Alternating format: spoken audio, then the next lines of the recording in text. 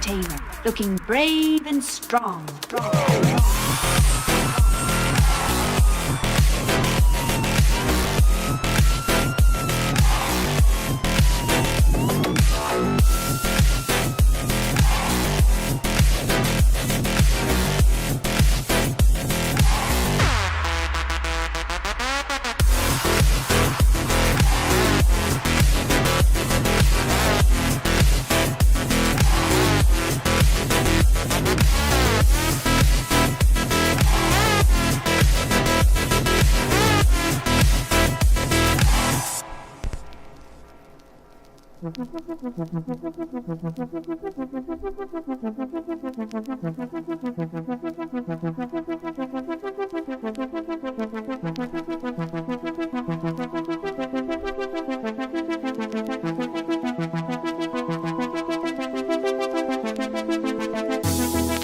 Circus parades are always fun, so have one today.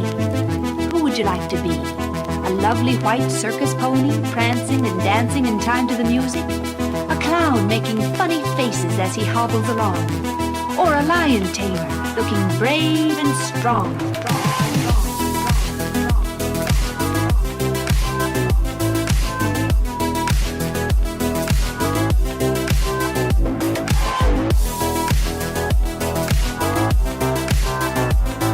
Make your choice and be ready.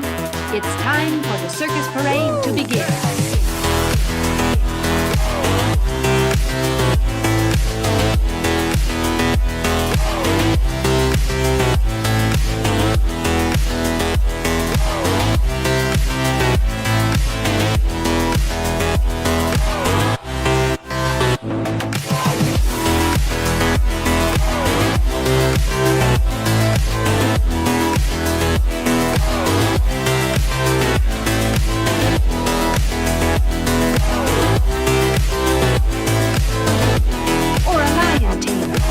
Brave and strong.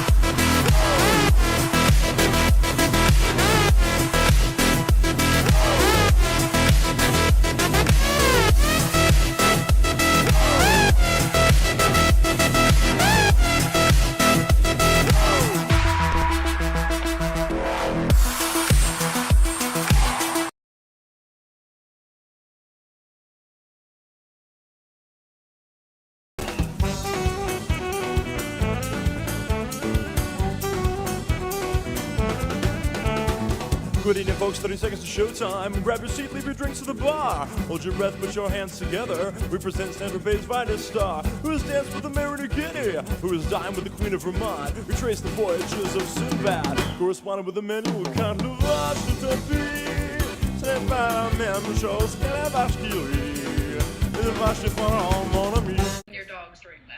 Apparently, I am living my dog's dream because, although I think now, after almost 3 months, I think he's ready for me to get out of the house. So it's hard for him to get into shenanigans if I'm not here. He's just not trying hard enough. This one, she still manages to tear shit up. Well, yeah, mine. He doesn't really. It's like weird. He'll when he decides he hasn't eaten enough for the day, he'll try to get into the trash and stuff like that. But then there's been days where he doesn't touch it too. So it's one of those. He never does anything consistently, and he's not like a rip. And my dog, he's not a ripper and a terror, so I don't have to worry about him like just destroying things in that respect. But if I leave him alone too long, then he'll go, I don't want to wait anymore to go outside, so he'll go in the house. So he's loving that. The fact is, I'm home often enough for him to go out all the time, so he likes that. Yeah. So how's it been going with you? I mean, beyond sitting with the dog, how's the quarantine life been treating you? Well, for my day job, I'm a essential worker, so Wow. I've been not really quarantined. In fact, for about a month, I was working at one of the quarantine sites here in in Seattle, where they were, sending folks that have been tested for COVID and didn't have anywhere safe to recover from it. And so we had set up these quarantine sites like at old hotels and everything. So I was working at one of those places a couple days a week. So like I'm only in my office 1 or 2 days a week, and that's kind of weird. But in terms of like, I haven't really had to never been fully quarantined. Okay, I mean that's so really weird. Like in today's age and stuff like that, it's really weird. What's going on with that? So I'm checking to see who else is on the channel. I mean, what's really cool about the shows on Twitch is that even if people don't catch it originally, they can watch the rebroadcasts and stuff like that. So it makes it really nice for like 30 days. You have the option of watching stuff on the channel. And then me, I record all my stuff and then I put it up later on other sites, but I let it sit for a bit. So even if we don't have a ton of people right now, they can be watching later. And if anybody happens to be watching now and want to add in questions for stuff, please do so. If not, then I will just ask random questions that'll get weird and absurd as the day progresses, or depending on how much I keep drinking. See how weird we can get with it. That's weird. I just opened a new bottle of Screwball peanut butter whiskey, so I'm not a big beer drinker, so I prefer my liquor. Yeah. And I finished off, I had a Jameson cold brew, one that I was drinking, but I finished that off and I was having a nice conversation with the captain of Maybell the other night on Zoom.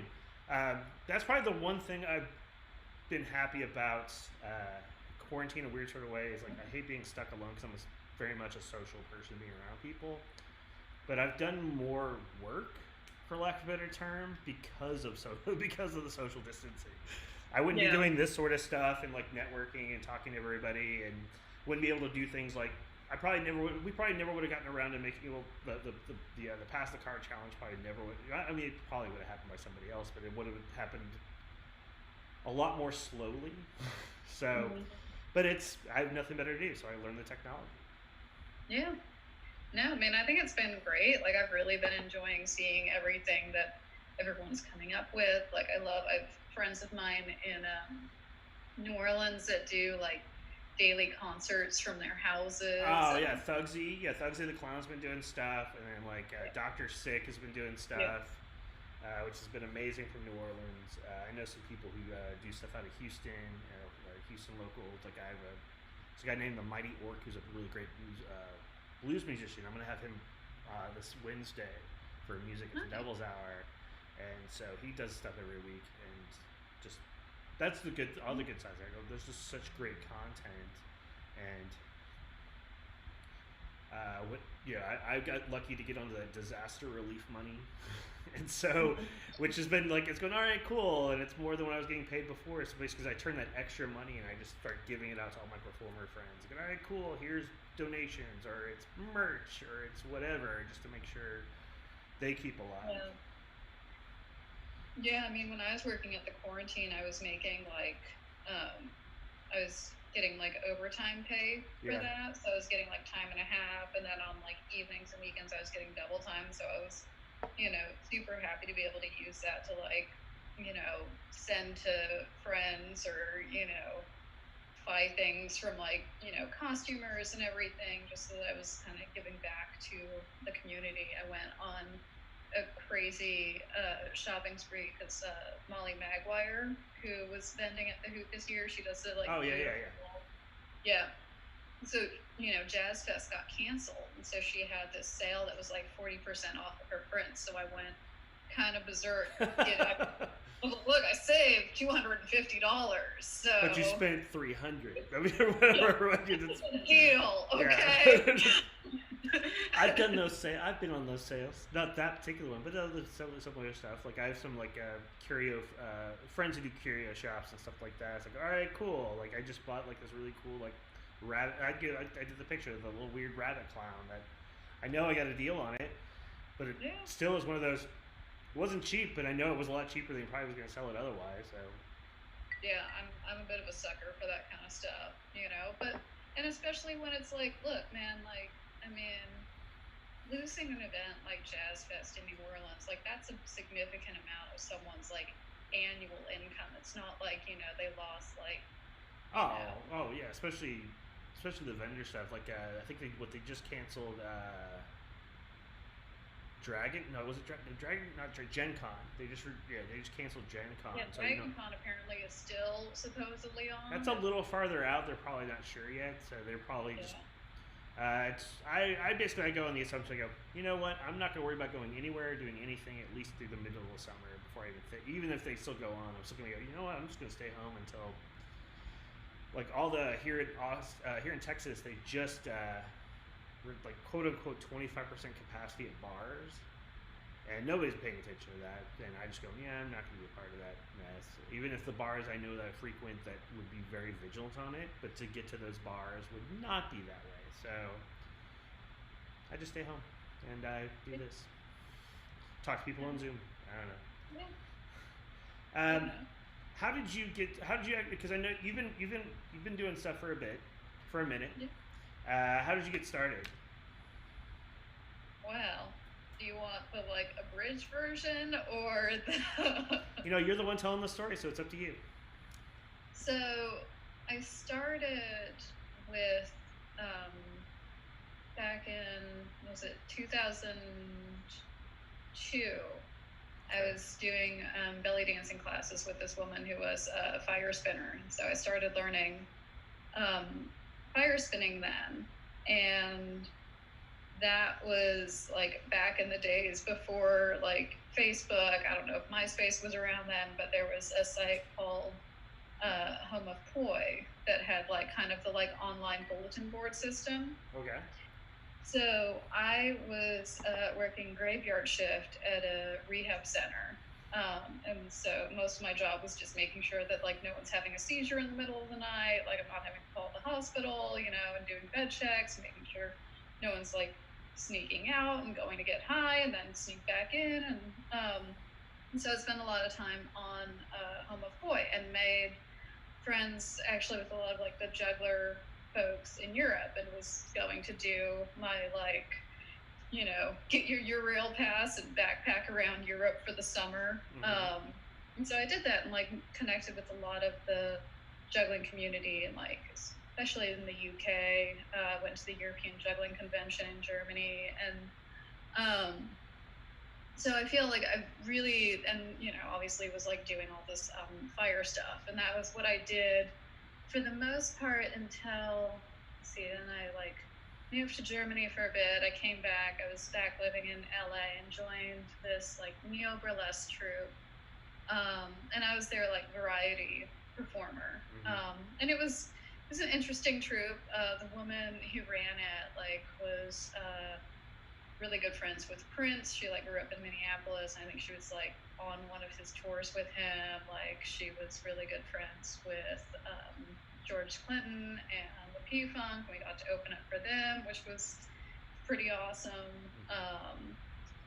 And so that was how I started performing with burlesque troupes, and I would just be kind of like the variety, like the warm-up act for everyone. And then I moved to New York and wound up performing with this like gothic belly dance troupe, and that was how I met Mab Just Mab, who I think is probably like the first like sideshow performer that I met, Mm-hmm. And I mean, I just like, she and I were like instantly friends. Like I took the Chinatown bus to DC to hang out with her one weekend. We just had like really great time.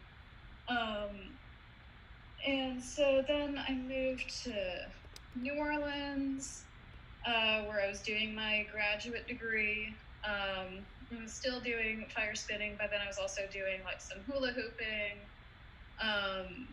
and had started learning some pole stuff. Got tapped to be in this burlesque show that was like doing a circus theme. They were like, oh, we could use a fire act. So I was like, yeah, sure. And started performing more with the burlesque shows. Started doing burlesque because I was like, yeah, why not? I'll give it a go. I like sparkly things on my tits,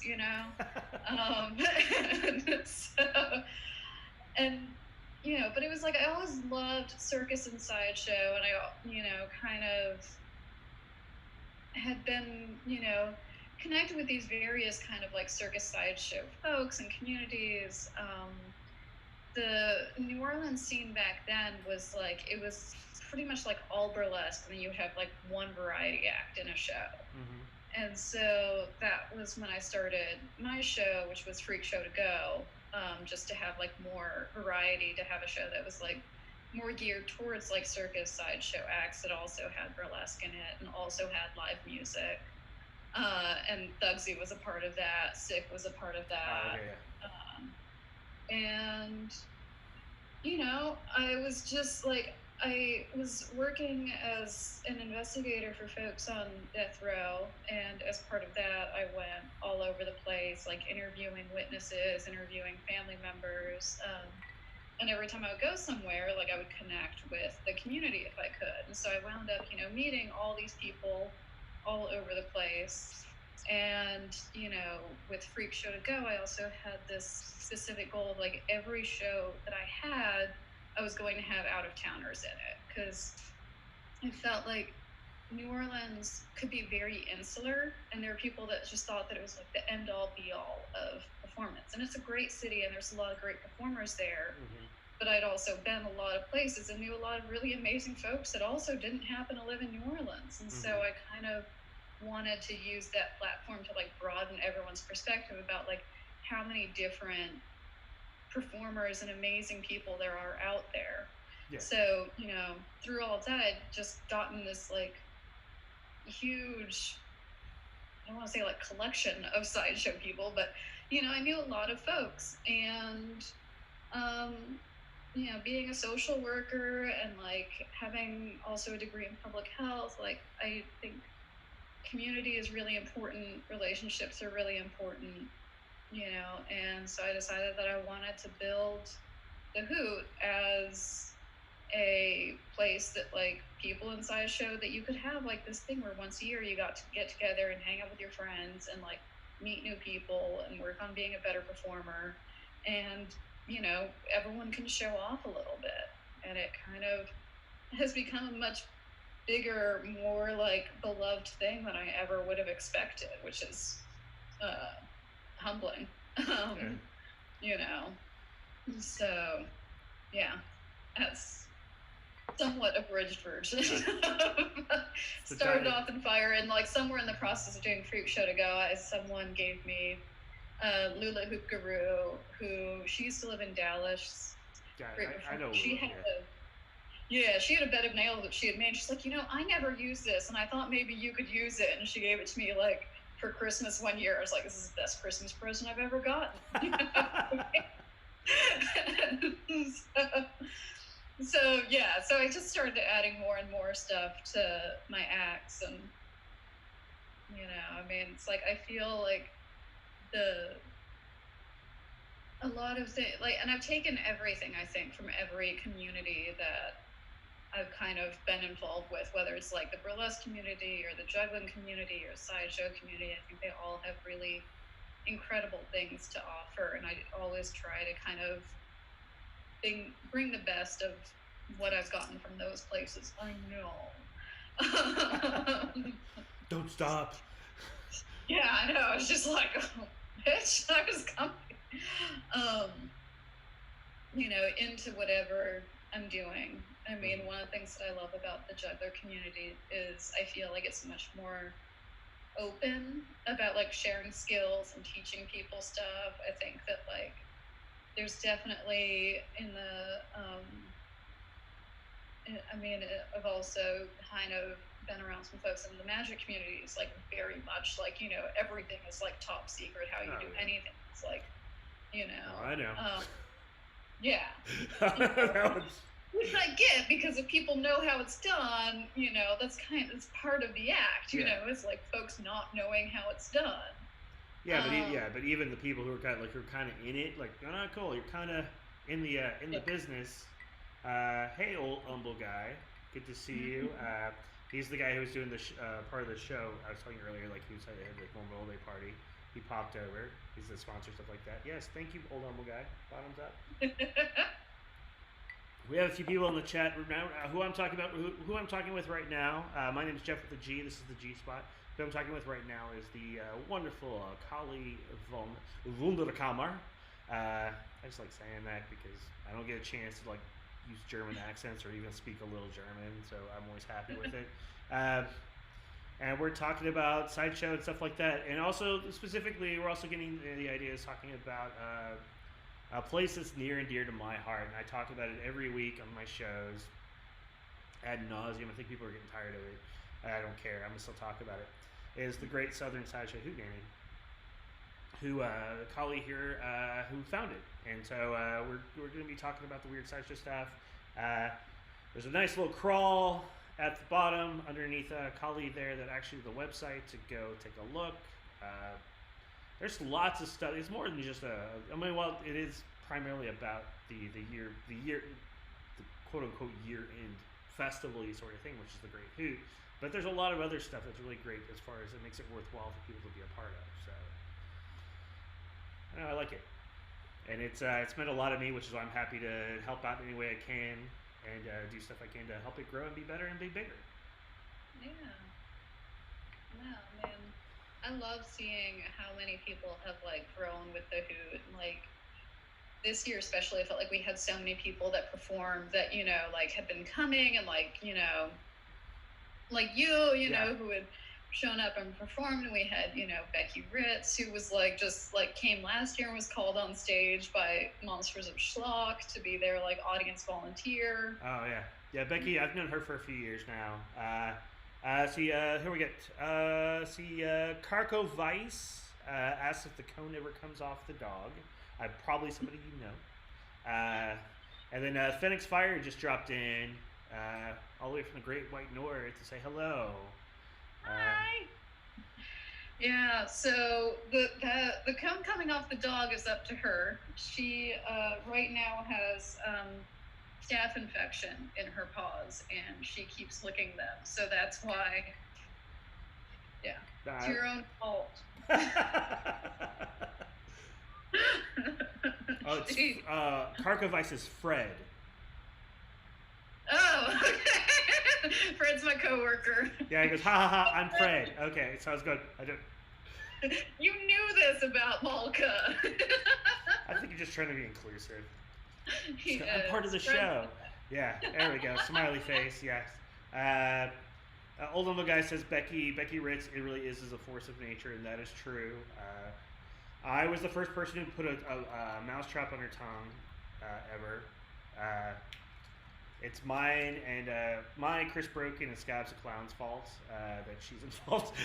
No, she's a great talent, so I just like. No, that's what. Yeah, it was really cool coming this year because I think in a lot of weird ways. I was talking to somebody else who's been to like a lot of the show, like who's been going for several times, and we were talking about this year, and we're going. There were a lot of new faces. Like it felt like a younger show in a lot of ways. As far as there were established acts and stuff like that. But there were a lot of new faces this year that hadn't been there previously. So I thought that was pretty cool. Shows that the industry is. Yeah, it's one of those things. It's always such a balance, and we changed it around this year, like how we selected acts to. We had like a separate panel of judges that like no one on the board was a part of that. It was just like other, folks that we had selected. And so they kind of like scored all of the acts across like a few different areas. And that was, so it wasn't, it wasn't like I wasn't having to make any choices about who was getting in, which was like, in some ways a bit like anxiety provoking, because this was the first time since I started the Hoot that I wasn't heavily involved in that process. Mm-hmm. But then, also getting to see like, and of course, like there wasn't anyone that like applied that, there were so many great folks that got in and everything. It wasn't, it was just really interesting seeing also how the different like judges were, what they were looking at and what they were, Okay, I wasn't aware that there was like a whole separate panel. I just assumed it was the board. And Yeah. so that's when I applied, and like that's when I went, hey, this is the thing I wanted to try, because like it was like the year 3. That was my year to go. All right, cool. Let me see if I could get in. And if I did, I did. I didn't get in. I was gonna go anyways. It didn't matter. I literally block off my schedule.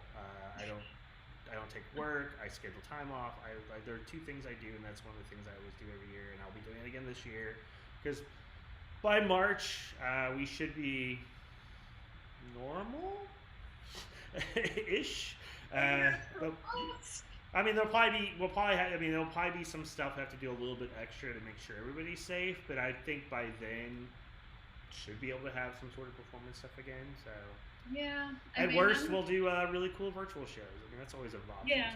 too. That's basically like what we're looking at is like, we're planning for next March and, having some contingency plans if it's not safe to have people gathering. Yeah, that's so far back that it's really hard to say. It's one thing to go, all right, cool, like the fact it's the fundraiser show wanting to do in August, that's a different story because that's a much closer and it's more likely to have a difficulty for that sort of stuff. But come for the March, we won't know anything. Like you probably won't even know until January 1st is really the only way to be able to kind of tell. Yeah, I mean, New Orleans has canceled like pretty much all like public events until through the end of the year. That's a lot of places, or at the very least they've gone, or it's being very case by case. Well, Texas not so much. Most of the venues are being very responsible, going, you know what? Don't want to chance it because don't want to get people sick, and 2 is we don't want to get sued in case somebody gets sick. So because that's what'll happen. Yeah, I've been seeing a lot of posts about like, folks talking about like what's your responsibility as a producer now, Oh, I know. Yeah, I've been very well.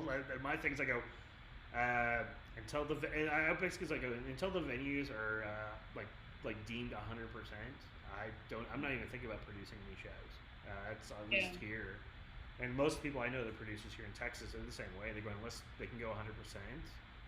For like that type of shows, I have music friends are doing stuff because they really my musician friends really they're going. We gotta eat. We can't not go and do even if it's just like the cheap bar gig because the bar will still pay them and stuff like that, and they can maintain their distance.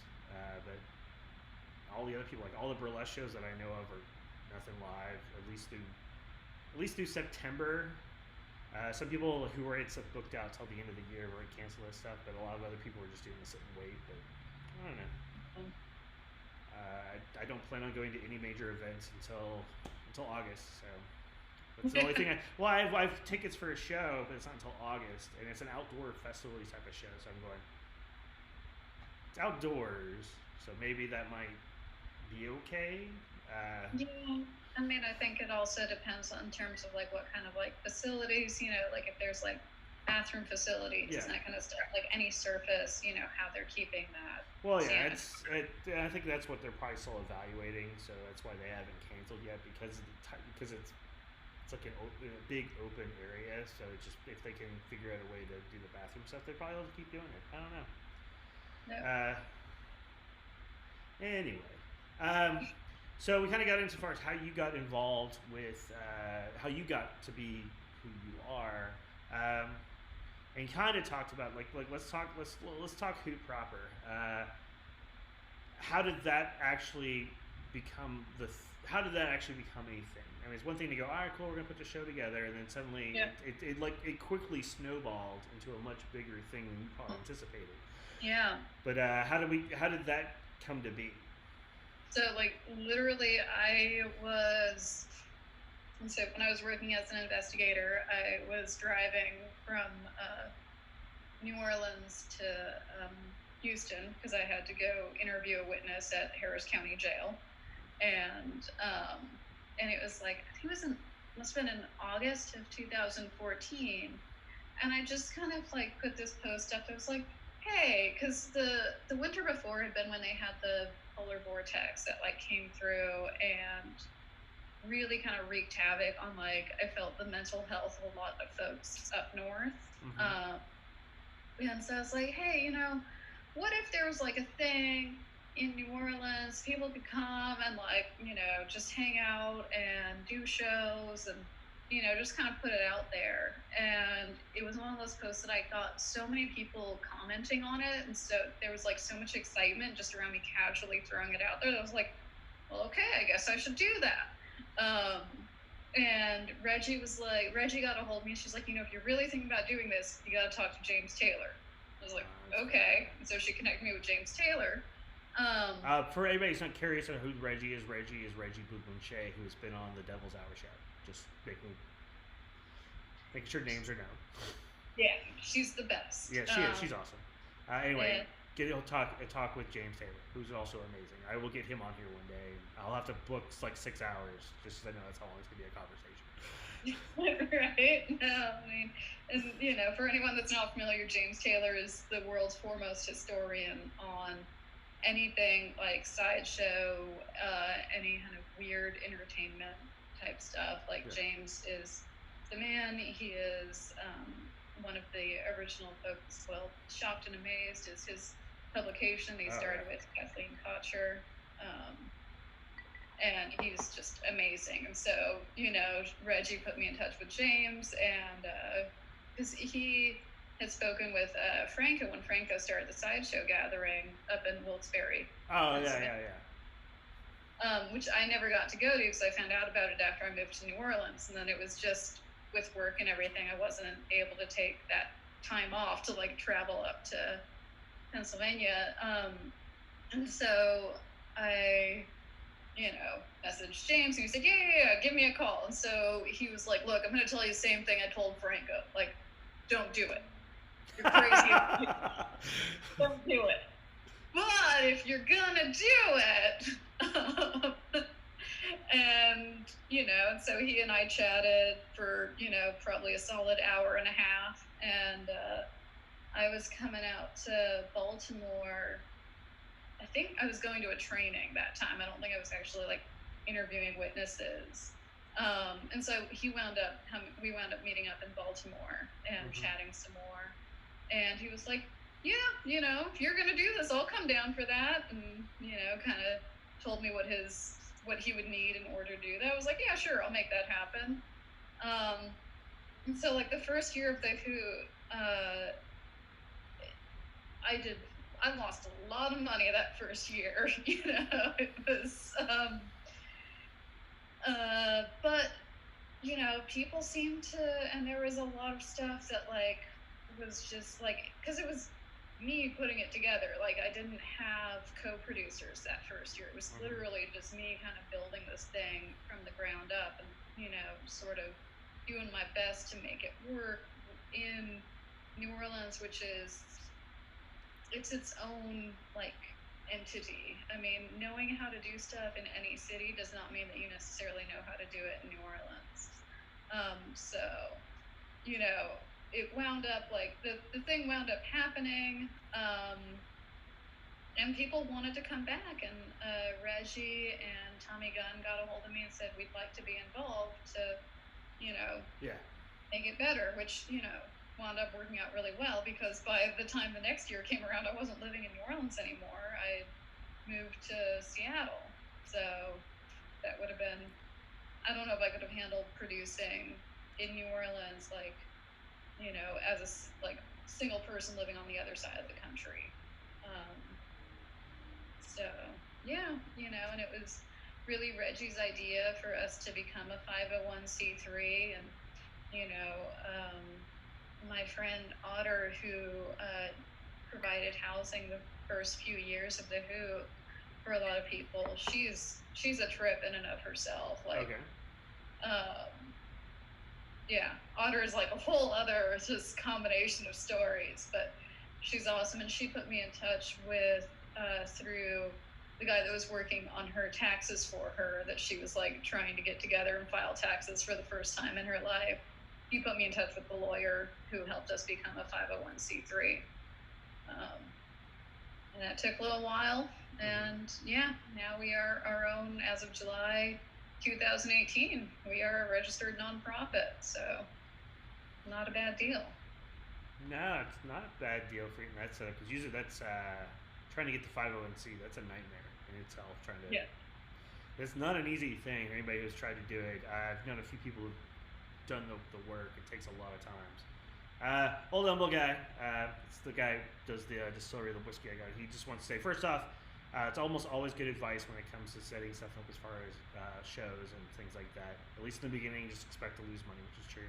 And he goes, hey, that's awesome. Congratulations as far as getting the 501c. No, it's really great. It's really great. I've been actually, I think the 2018, I think that was the first year I went. Now I think about it, yes, that was the first year I went. So I have just such fond memories and such fond likes as far as everything from when I first went there to even just this past year, which was amazing too. It's been a really, really great thing, and there's my only fortunate thing is that I didn't know about it sooner on my end. But then again, when it first started happening, I was a very different person in a very different place then. So it wouldn't even register on my radar at that point in time in my life. But no, it's been really great. So we got a few people in here. Just to keep aware, this is Kali von Wunderkammer of the Great Southern Sideshow Hootenanny. Right below me, at her, you actually have the scroll to go to the website, which is www.southernsideshowhootenanny.com. Sign up. There's a lot of really good stuff. There's some good stuff on there as far as for just regular people, but you can also buy a membership. And buying a membership, all right, Louis Fox is on, going, yo, Kali. Yo, Louis. Because he's kind of, well, he's not your neighbor. I mean, at least he's in your town. Yeah, he lives not too far from me at all. Like, I mean, I've never been to his house. Louis. Give him shit, yes. A few miles away is what he says. Yeah, he was actually on the G Spot a few weeks ago, and we did some magic stuff. And I get this. At least I've seen the inside of his house, at least through the magic of the internet. No, it's really cool. If you guys have any questions for Kali von Wunderkammer, please do so in the chat. We will spread some news. Otherwise, we will just chat about weird, random stuff because the idea is a conversation. Like, I don't get a chance to see people and talk to people, and I think a lot of ways this is my excuse to do this. Is that, oh, hey, I haven't seen you, and I don't really hang out with you because you live in Seattle and I live in Austin, so it's really hard for us just to hang out. Phoenix Fire says he is so proud to be a member of the Sideshow Hootenanny. Phoenix, I adore that, man. Yeah, if you sign up to be a member of the Southern Sideshow Hootenanny, there's a lot of extra stuff that's behind the members only page, which includes things like let's see there's little life lessons from some of the performers as far as how to do better with things. There's just stories about how they did stuff. There's access to vendors and stuff like that. There's a lot of really great stuff. There's videos from, like, so even though you weren't there in 2017, you can see all the videos from then. I can, and like there's some of the people I would love to have met, though some are no longer with us. Like I didn't know, like I think I was just getting to Sideshow when Ward died, and so there was just no way. Yeah, this is actually I can show you. That's the unplug that.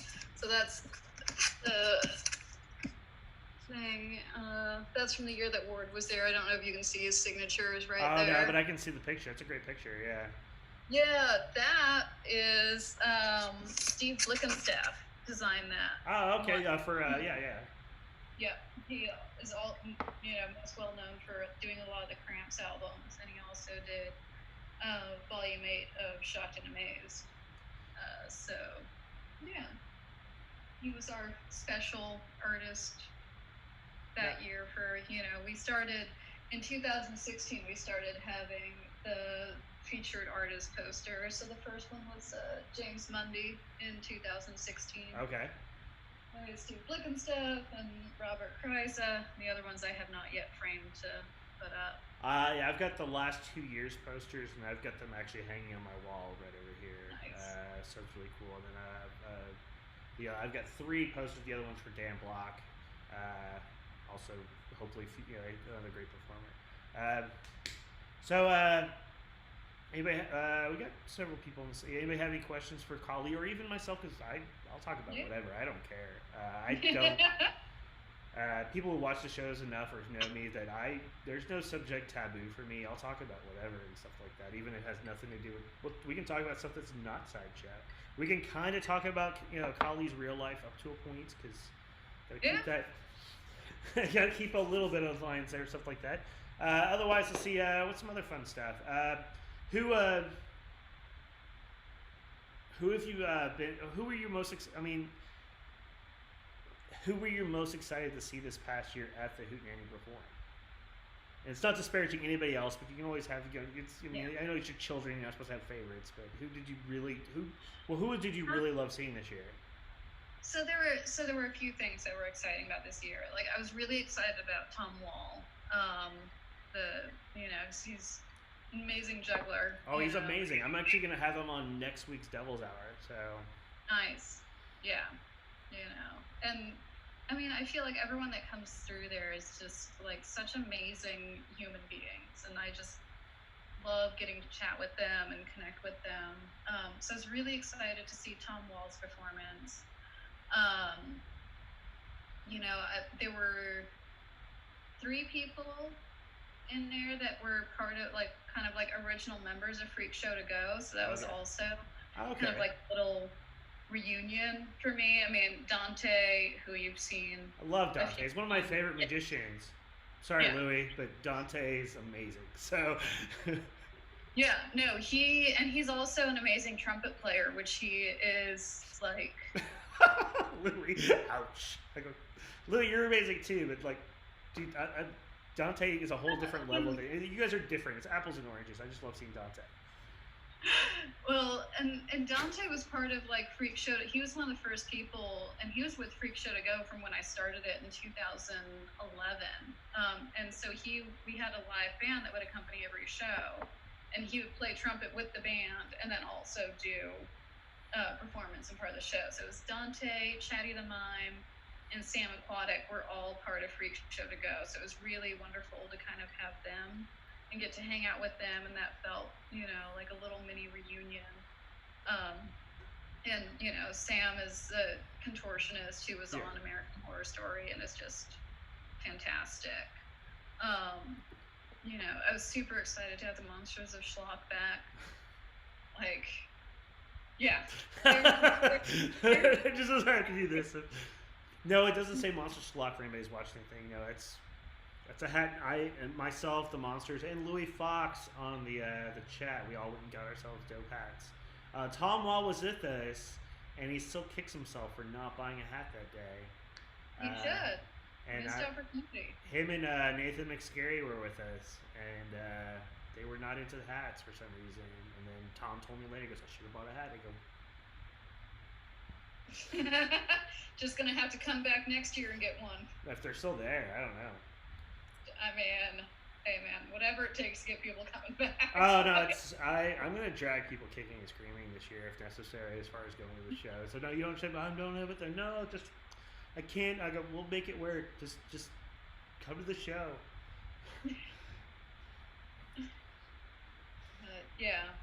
And I mean, I was also super happy that Reggie was able to be there. She is awesome. And I was happy that because she works so hard, and I was just wanted her to be able to come out and enjoy this event that she has put so much, time and energy into developing. Yeah. So. Yeah, no, this was this year I actually had a chance to sit and technically walk and chat with her because she was had a class on Saturday, and then she goes, "I need stuff for the class. I need to go to a real grocery store, not that weird co-op thing." I go, "Hey, there's a grocery store 3 blocks over. Let's just go." And so we just sat and chatted on our way there and back, and it was a good time. It was really good to get to know her, and she's also been on the Devil's. I had her do a thing on the Devil's Hour too, so it was really cool and chat with her back and forth. And if you guys haven't gotten one, I'm gonna grab it real quick because I'm gonna plug her stuff because the Saint Corona candle for Reggie. I definitely recommend it if you're on my socials. I've already posted about it, but I can post about it again if people are into it. $10 it's her in the cover. It's designed really great picture from somebody in Philly. Yeah. So her her son took the picture for her, Yeah. and then Jamie, who designed last year's poster with the octopus. Yeah. That was who did the design for the candle. Oh, okay, that's what it was. Yeah, I knew it. I knew it. Like her son, at least I knew her son did the rigging to do the thing. Yeah, the rigging and the photography and. Yeah. But it's one of those, promote that's like with having that little extra money to do stuff with. So I like when it comes to, like I'm happy to buy merch from people because that also helps them too. And anything of a weirder sort of thing. I mean, don't get me wrong, I'll buy a shirt or a hat, but it's really cool if you have things like a candle or some weird thing, or even who is it?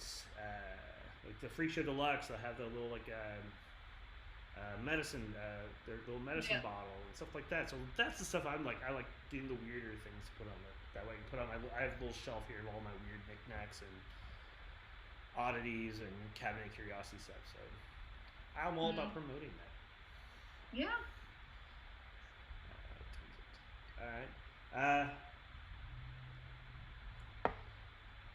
So let's see, what else fun stuff can we talk about? So you got a nice loving dog right there who looks like a radar dish. What's your dog's name? Malka. Malka. Yep. She just opened her eyes. What? Huh? Yeah. She also is occasionally called Piglet. Yeah. Piglet. Okay. Oh, that really stirred her up when you said Piglet. Very good. She gets very excited, and then she turns very pink, and then she snorts when she's excited. Oh, so okay. That makes sense. She's a little old lady. Oh, okay. So with the over the years, because now it's been 6 Hootenannies, is that correct? Yeah. 6, yeah. I came in year 4, I guess. Who do you think was the biggest get for the Hootenanny when it comes to performers? I mean, I think that's a really kind of subjective. That's so subjective. That could be your opinion. I'm not asking for I mean. I feel like I thought that it was really great that we were able to honor Ward Hall. When him and Chris came in, and I think Chris Steele, videotaped his talk. Okay, good to know. Yeah. I'll talk to him. Cause yeah, right. And so I feel like that was one of the really big things. I think it was the next year that he passed away. Pardon me? Yeah.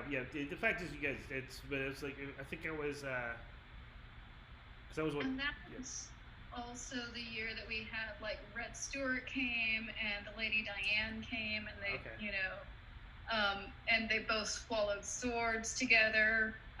So that was pretty fantastic. I'm trying to remember. I think that was also. Yeah, that was the year that Armitage Shanks came and emceed the All-Star show. Okay, yeah.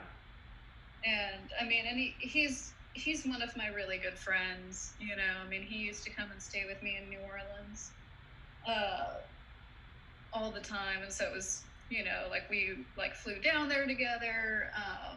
He's just he was one of the people that was really pushing for me to move to Seattle from New Orleans, and is just part of my family, so it was nice to have him there.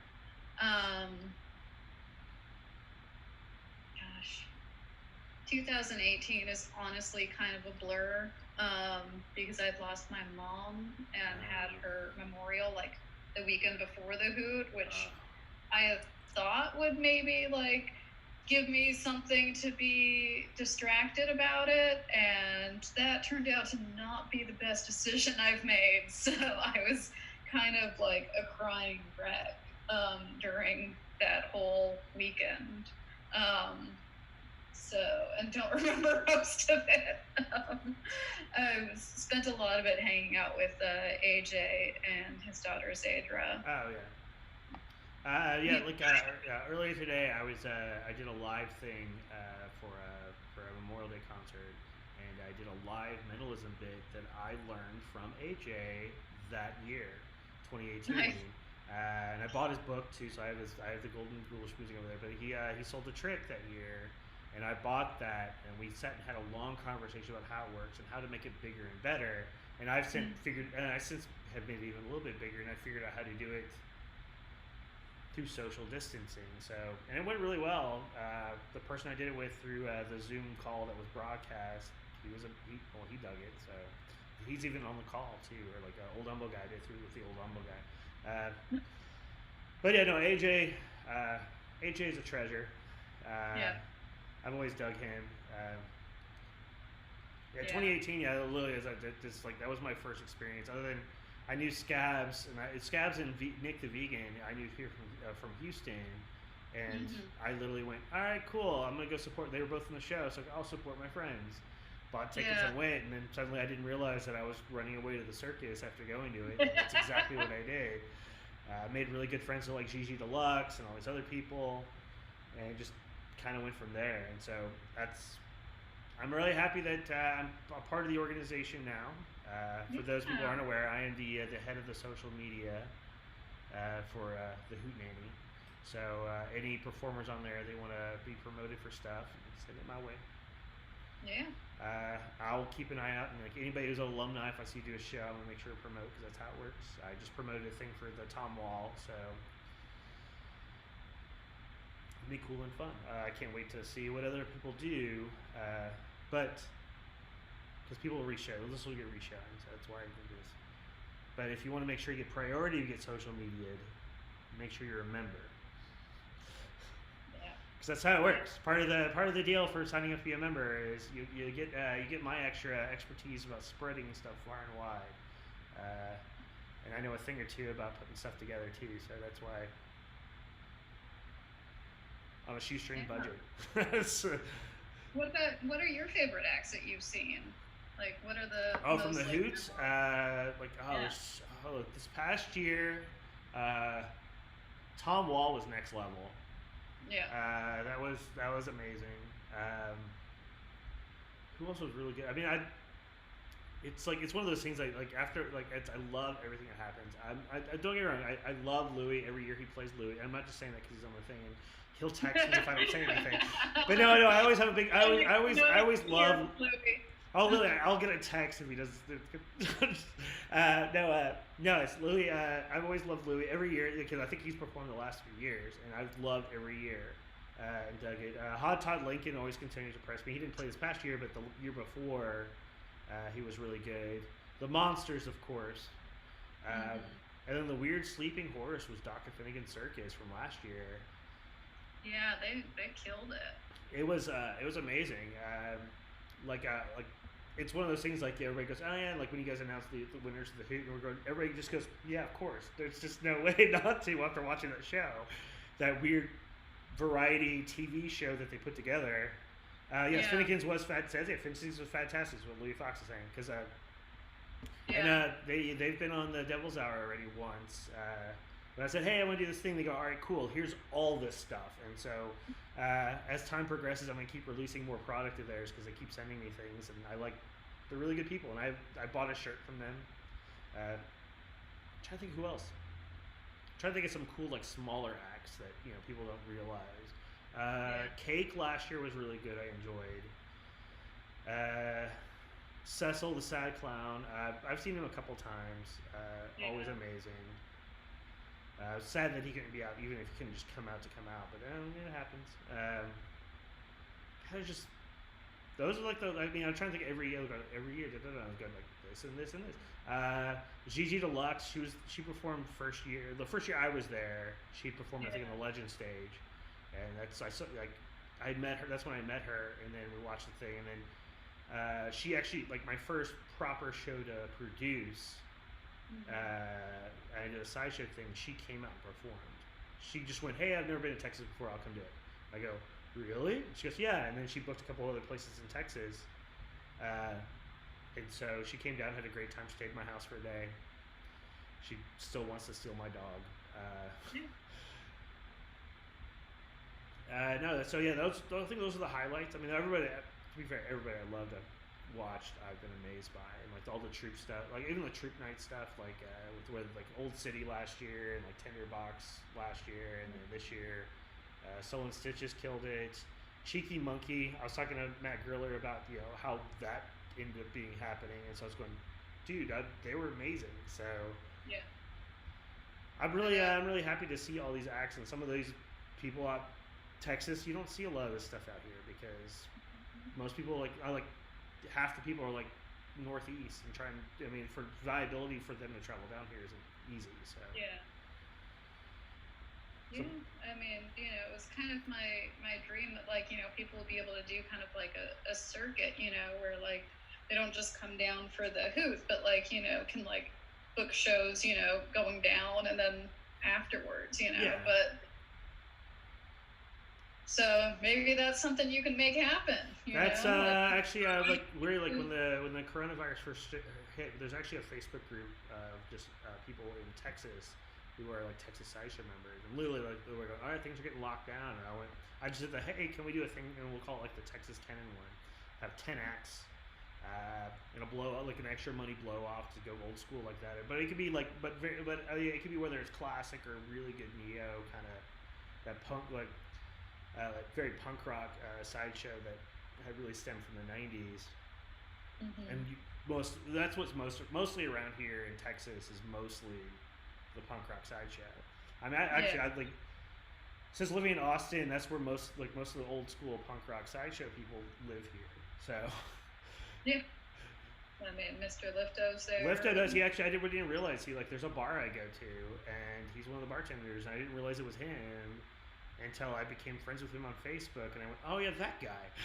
Because I mean, it's like I hadn't seen I went to like the original Lollapalooza, and so all the Jim Rose stuff, and so the last time I probably saw Lifto was like 20 some odd years ago.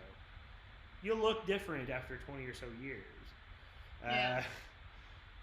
And so like I didn't even realize it was him until I go, "Oh hey, I knew that guy." I've bought whiskey off of him. So it's weird because like all that stuff kind of happened after quarantine happened. So I just basically I've been bored at home, and so when I'm not working on like doing the research stuff for the shows, because I do little history bits, I've been going through and watching the old weird sideshow and circus stuff through like Amazon Prime or YouTube and stuff like that. So I've been watching all that sort of stuff, and then I go, "Oh yeah, that's so and so," and I've done the. Let me see if I can get friended with that person. And if it does, it doesn't hurt me. And so, like, weirdly, like Merg and the Mystic, I became friends on Facebook. And who else? Zamora, and so on and so forth. So it's been really kind of cool. Yeah, Zamora was at the first shoot. He closed out the first All-Star show. Well, he's amazing. I saw him. I saw him with the Jim Rose. And then back, like, late 90s, he toured around on his own. And he performed at a place that is now just closed down, the church there in Dallas. He did. Yeah, they performed one night. Yeah, I know. They closed down. To be fair, like everyone goes, "Oh, I can't believe they closed down." They were closing down anyways because the freeways were changing, so they were getting eminent domain.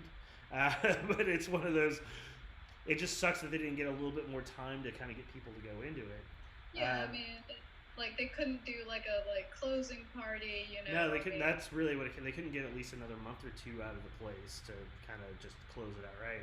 So that right now they're doing like an auction of all their stuff, and all the money's going to go to all the people that work there, which is kind of cool.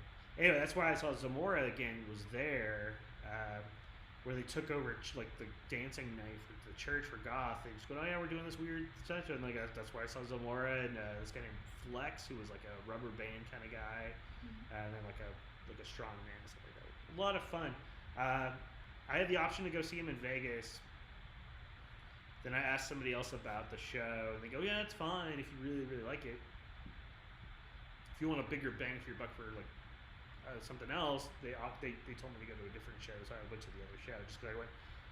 Another show like something more Vegas-y, so I went and saw like Brett Loudermilk for the Opium show, which was a lot of fun.